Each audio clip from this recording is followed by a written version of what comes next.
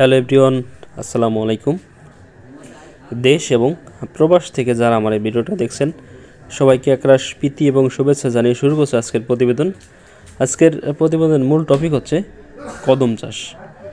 দর্শক দেখতেছেন একটা কদমের জমি, এটা হচ্ছে আমার লালতির হাইব্রিড মাস্কিং এবং লালতির কিং, এই তিন পদের কদম মিলে প্রায় 2 বিঘার মতন আমি কদম চাষ করেছি আধুনিক পদ্ধতিতে। দেখেন প্রত্যেকটা কদমের পিলি কত সুন্দর, একদম নিখুঁত সোজা, গাছগুলো কত সুন্দর স্ট্রেট।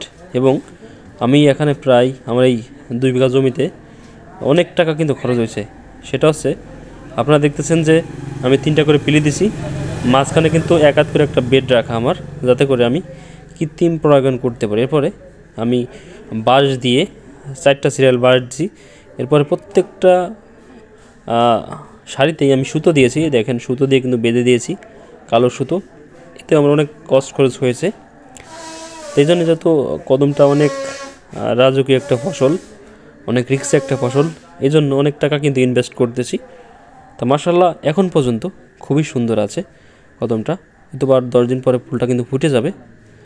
দেখেন এখনও কিন্তু ফোটে নাই, ফোটা ফোটা অবস্থা। তো এখন পর্যন্ত আমার গাছের পাতা আছে মাশাআল্লাহ, গাছের স্টিকগুলো মানে কালো আছে, সব মিলে আলহামদুলিল্লাহ ভালো আছে আপনাদের দোয়ায়। এখন বাকিটা আল্লাহ পাক রব্বুল আলামিনের হাতে।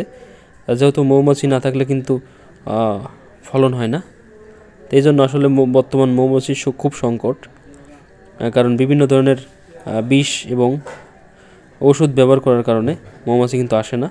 এই জন্য আমরা কৃত্রিম পরাগায়ন করার জন্য আমরা 3টা করে পিলি দেওয়ার পরে বেড রাখছি, যাতে করে 2 পাশ থেকে কৃত্রিম পরাগায়ন করা যায়। এই জন্য কিন্তু এই সিস্টেমটা করছি।